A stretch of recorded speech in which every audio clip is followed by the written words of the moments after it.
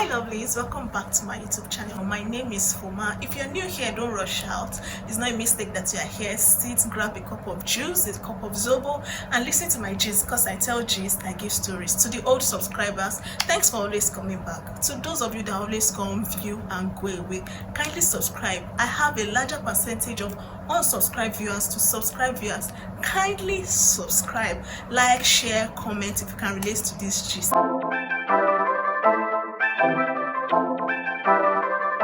You know, before the craze of podcasts, I've always wanted to give stories, I've always wanted to tell stories, I've always wanted to gist about life experiences and everything.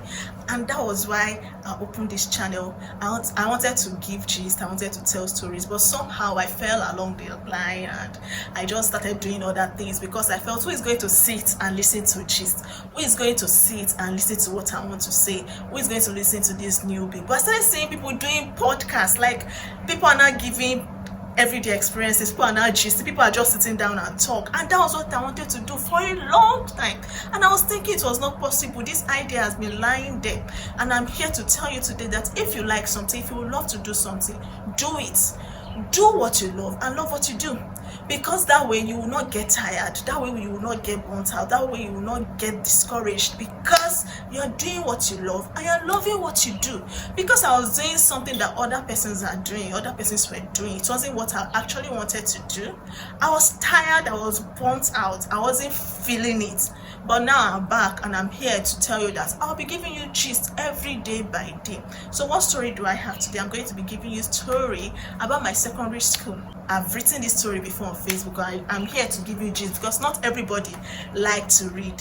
I write and I'm going to also say it. So when I was in SS1, before I started gist, I was a student that was quiet but brilliant.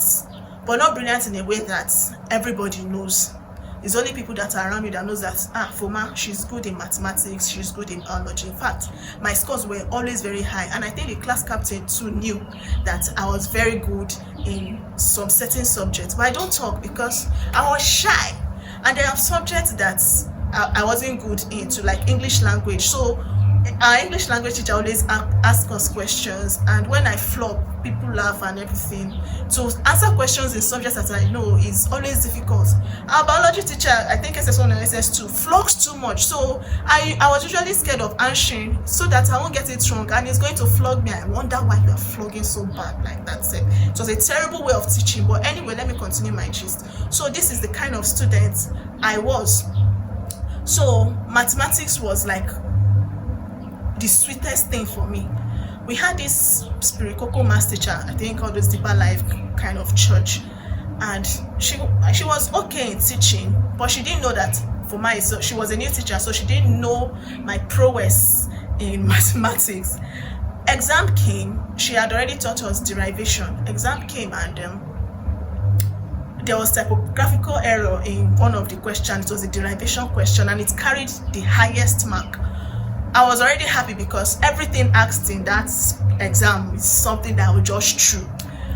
And she came, she corrected the typo error, but when she corrected it to the exact example she gave us in class.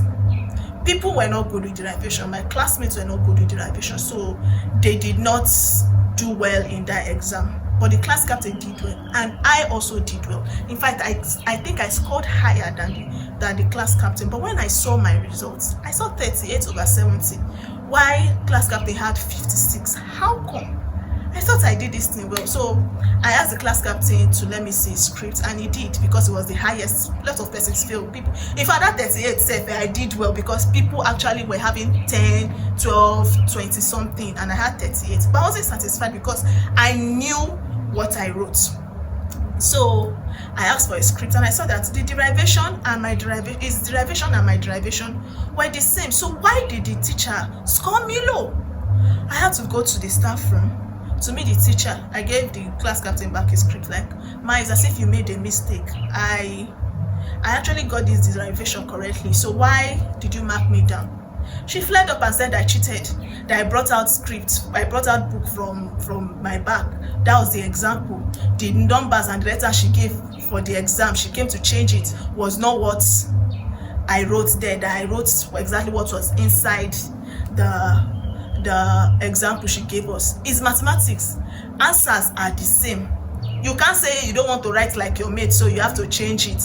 Answers should be exact. I told her. But the class captain too wrote it now. So if you feel I cheated, that means the class captain too cheated. How come you scored him because he is the class captain, and you scored me down because you feel I cheated and I was the only one who got it, apart from the class captain and probably his cliques that knows mathematics in class too. She flared up and said I cheated and I'm challenging her and everything. It was a staff room and she knelt me down. There was another teacher that I already had an issue with before. She was my class teacher in SS1 first term, and she didn't record my CA, so I had 50 something. She gave me 20 something. I corrected her and told her, "Ma, you made a mistake."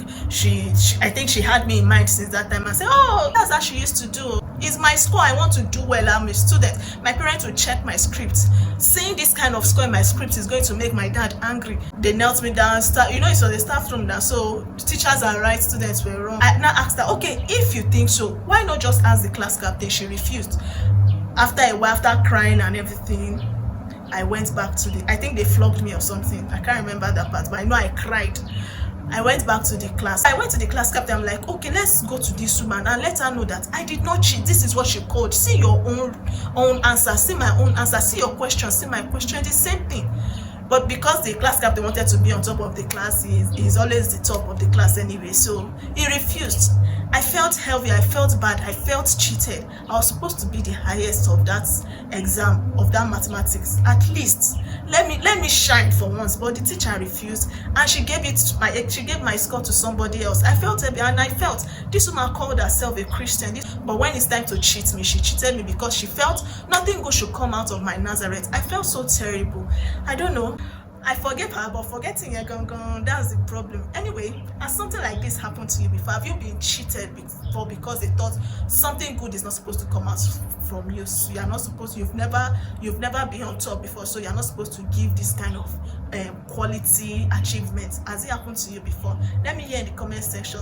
Thank you for watching to the end. Thank you. Like, share, comment, and also subscribe. I don't want to have you as an unsubscribed viewer. Thank you. Until next time. Bye-bye.